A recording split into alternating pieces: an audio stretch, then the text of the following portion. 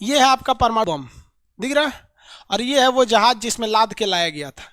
जिस जहाज में लाया गया था उस जहाज का नाम था B-52, B-52। ये 8 इंजन का जहाज था, 2 इंजन यहाँ, 2 4, 2 6, 2 8, दो इंजन, 8 इंजन का जहाज था। और ये था आपका एटम बम, परमाणु बम। समझ में आ गया कि नहीं आ गया? किसी को दिक्कत?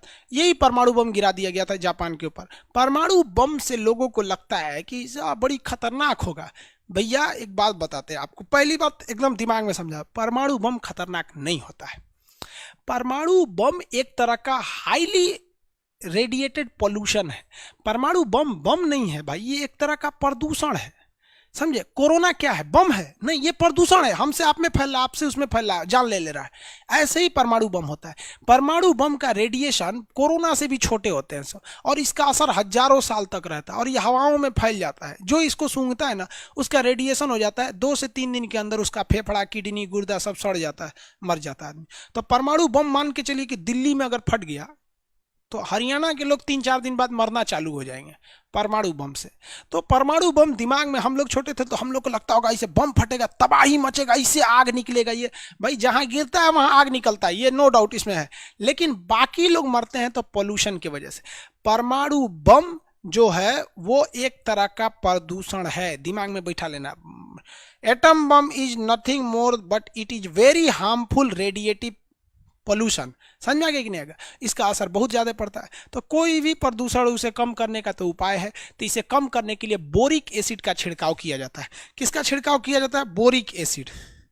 लेकिन याद रहना चाहिए, जो आदमी पहनने जाता है पूरी तरह से पीपीई किट होना चाहिए उसके पास। पीपीई किट, डॉक्टर वाला पीपीई किट नहीं, वो एटम बम वाला अलग ही होता है पीपीई किट। बोरिक एसिड, कौन सी एसिड?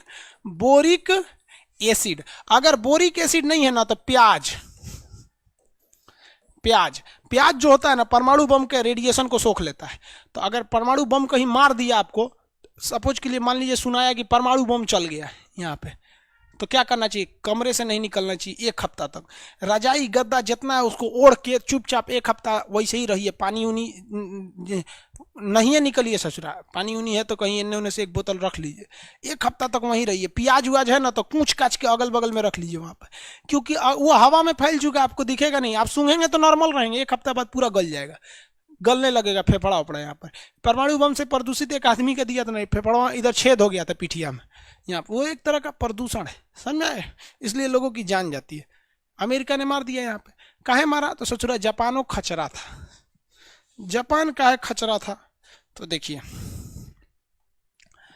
जापान ने जाके परमाणु बम मार दिया, सॉरी, जापान गया ना तो अमेरिका के ऊपर बम हमला गिरा कर दिया। आप कहेंगे कि सर अमेरिका यहाँ है, जापान यहाँ है, इसे ऐसे जाके काहे हमला किया और ये ऐसे जाके काहे हमला किया? तो भैया ऐसे हमला नहीं हुआ है। रियलिटी में ये दोनों देश बहुत करीब हैं। आप देखिए ध्यान से, पृथ्वी जो है ना वो गोल है। पृथ्वी क्या है? गोल। तो अभी देखिए यहाँ ध्यान से, ये जापान दिख रहा है, ये हमारा इंडिया दिख रहा है कि नहीं दिख रहा है? यहाँ, अरे यहाँ इंडिया दिख रहा है, ये चाइना है, और ये देखिए ये अमेरिका है।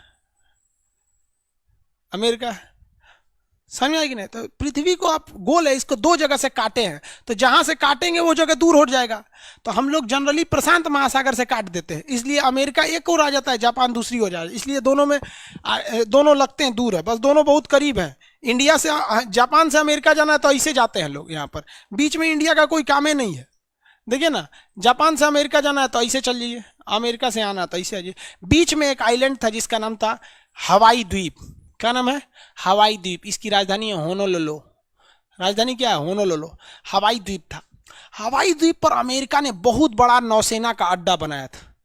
जापान ने देखा कि साला इस हवाई अड्डा से हम पर हमला करेगा, इसलिए जापान ने अचानक उठा और 3 घंटे के अंदर अंदर ये हवाई द्वीप का पूरा नौसेना का अड्डा उड़ा दिया। यहाँ बाल बच्चा, मुर्गा मुर्गी सबकी जान ले लिया।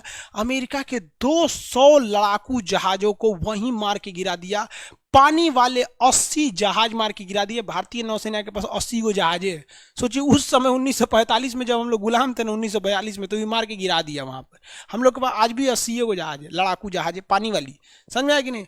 200 जहाज उड़ने वाली मार के गिरा दिया। 2-3 हजार के आसपास आदमी मार के गिरा दिया। अमेरिका पूछा, रे साला चोट्टा हमको काहे मारा रे? तो जापान कहा कि देख भाई, तुमको मारना मजबूरी था, तो अमेरिका कहा कि क्या मजबूरी था? कहा कि तुम इतना तेजी से डेवलप कर रहा था कि हम तुमको डेवलप करते तो हम तुम्हारे बराबरी थे, तुमसे आगे निकलने का एक रास्ता हम निकाले कि हम खुद थोड़ी रफ्तार से चलेंगे और तुमको खींच देंगे पीछे, तो हम लोग बहुत आगे निकल जाएंगे। तो हम आगे निकल गए। तो अमेरिका कहा कि तुमको इसकी कीमत चुकानी पड़ेगी। जापान ने कहा कि तुम्हें कीमत चुकानी पड़ेगी, सोच समझ के हमला किए हैं, कीमत चुकानी पड़ेगी। तब तक अमेरिका के वैज्ञानिकों ने बना लिया परमाणु बम। दुनिया में किसी को परमाणु बम का पता नहीं था। जापान ने कहा क्या कर लोगे सोच रहा, बम में तो चलाओगे, तोपे गोला चलाओगे, ये सोच रहा परमाणु बम चला खोज कर लिया। और परमाणु बम जब खोजा तो ये तो पहले से बिखियाइल था। बिखियाने का मतलब समझते हैं? Suddenly high level of angriness is known as बिखिया जाना। देहात के भाषा में बोलते हैं बिखिया गया, मतलब समझिए अचानक उसको बिख आ गया। बिखिया के अमेरिका गया ना, धाए धाए मारा परमाणु बम दू गो, और कहा कि अमेरिका तुम जापान तुम सरेंडर कर, ना तो तीसरका टोक्यो में मारेंगे। तो जापान ने सरेंडर कर दिया, कहा कि हम ना लड़बो। जापान ने उसी समय कहा कि भाई साहब युद्ध से कोनो फायदा नहीं होता है। तो जापान ने कहा कि हम अपनी सेना ही नहीं रखेंगे, अगर कोई देश हमारी सुरक्षा की गारंटी ले। तो अमेरिका कहा ठीक है ठीक है ठीक है, हम तुम्हारी रक्षा करेंगे, जब तक दुनिया है हम तुम्हारी रक्षा करेंगे, तुम सेना मत रखना। जानते हैं अमेरिका क्यों कहा? क्योंकि इसकी रक्षा करने के लिए यहाँ अमेरिका की सेना रखनी पड़ेगी। और उस समय चल रहा था शीत युद्ध, द्वितीय विश्व युद्ध के बाद शीत युद्ध, कोल्ड वार। कोल्ड वार में ये अमेरिका चाहता था रूस को दबा दे। अब उसको देखा कि रूस यहाँ है, चाइना यहाँ है, हमारी नौसेना यहाँ रहेगी, क्या टेंशन है, यहाँ से हम रूस को भी देख लेंगे, यहाँ से चाइना को देख लेंगे, यहाँ से एशिया को देख लेंगे। आज भी जापान की रक्षा की जिम्मेदारी किसकी है? जापान की रक्षा की जिम्मेदारी अमेरिका की। जापान के पास अपनी फौज नहीं है, समझ में आया? इसलिए जापान सेना पे उतना पैसा खर्च नहीं करता।